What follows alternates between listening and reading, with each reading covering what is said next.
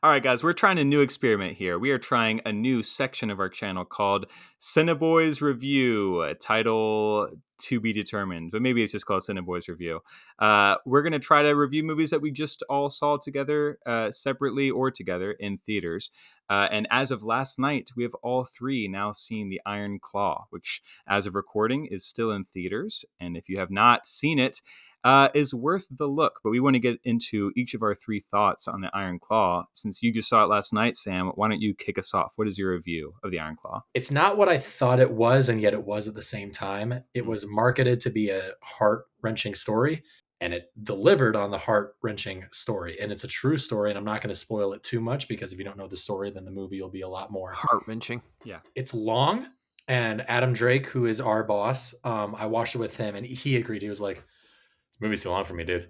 It would have about right. It would have. I think it would have worked better as a limited series, because I think they tried to hit on a lot of notes by also rushing it at the same time, but also taking their time. They rushed it and took their time with it at the same time. The thing that stood out the most, Zac Efron, if he hasn't proved himself by now, this movie has cemented him into the world of great actors. Agreed. Like, Zac Efron has moved past High School Musical, 17 Again, Baywatch. He is legit. But you're not even watching it and you're saying Zac Efron's great in this. You gotta forget that it's Efron. That's exactly what I was gonna pick up on from you, Sam, that by the end of it, I was telling people how much I enjoyed it, and they were like, Zac Efron's in that, right? And it is one of those moments that it hits you, and it's like, oh yeah, that was Zac Efron. That's how well he plays that character and how well he holds the emotion and every beat through it. Yeah, I recently watched it. I watched it last week, and I was blown away. I went in knowing absolutely nothing except for that same thing, that it was a sad story and that there was a lot of tragedy in the family.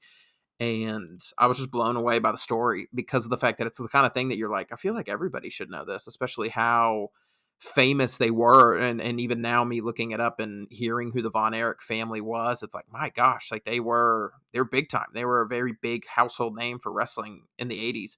Just a horrifically tragic story that makes me very thankful for the family and friends that I have around me and the support system that my parents gave me. You know, it's really interesting. When I went to watch it, my thought going in was A24 is releasing a wrestling movie.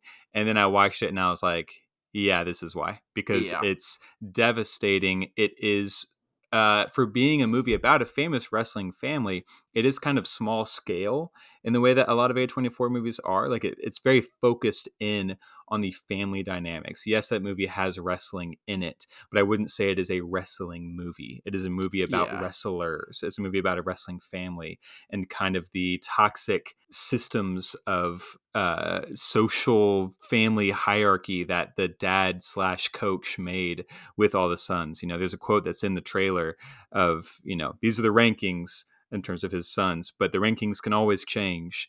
And there's very much that feeling of who's in their dad's favor at any particular moment. And the way that that favor shifts and changes just breaks your heart. But the thing that's so fascinating is that he's kind of still a good dad. There are moments of good dad, and then there are moments of toxic, and it's a mixed bag. See, going into it, I had heard that the dad was just like an absolute bad guy, and that like he was kind of the villain of the story. And I agree, in a lot of ways he was. But the mom was not better in a lot of ways. The mom was not a very supportive mom. She, at least that's the way the movie portrayed her. I don't know her. I don't know the full story with how the mom interacted with her sons, but the movie very much makes her out to be not the greatest of people and not the greatest of moms either. That it's like, gosh, these boys were getting hit, not even in the ring. They were getting hit outside the ring at home. And it's brutal to see that these brothers were going through that. It's an abusive household, but it's not abusive in a very overt way. Like, oh, that's abuse. It's more of the kind of covert, oh, this is abuse by either negligence or a environment creation that is suppressing emotion and personal edification. And the thing is, they don't even know it's abuse. They don't even know. It comes to a head. Yeah. Like these brothers, and it's not like their dad picks favorites, but it's so touching because they're so close. Right. And all that Zac Efron's character, Kevin Von Erich, wants to do is be with his family, Mm-hmm. even though it's the most competitive. Like they play football and the dad's calling him out on who's the best at this, who's the best at this. Right. And they just want to be together. Like they don't even compete with each other. They want each other to Right. succeed.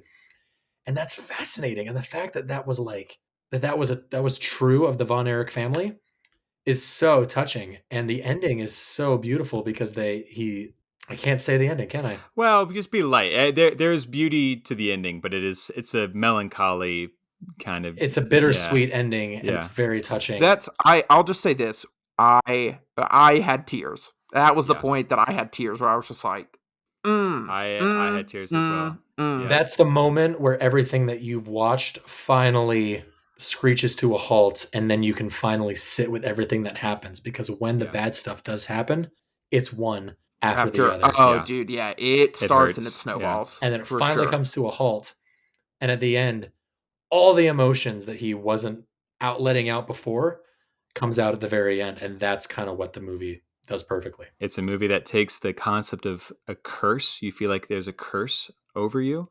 And if you have that, how do you heal from that? And you wouldn't think that a movie like this that hits so brutally hard, that there would be any feeling of resolution on that topic, but it does get there. When it gets there, you'll weep like we did. Yeah. So check out The Iron Claw if you get a chance. I highly recommend this movie. It is not a let's get a group of friends together and take, let's all get popcorn type of movie, but it is really good and satisfying with great performances. Benji, you look drunk, dude. Benji's hair. Yeah. Check it out. You gotta see it. You gotta go see The Iron Claw. So that was our first movie review. What we want to start doing going forward, we watch a lot of movies and we see a lot of stuff together when we are together, and that's rare. But when we see these movies, we're not going to say a word of what we thought until we get on the podcast, so you will have our very first time reviews and experiences, unless we look at each other's Letterboxd, which is cheating. No peeking right away. No peeking. You can follow us on Letterboxd, so you can peek, but we're not going to look at each other's. Yeah. Our Letterboxd accounts will be in the bio below. Thanks for listening, guys. Thank you, everybody. Until next time, this has been our CineBoys review. This has been a CineBoys review. CineBoys.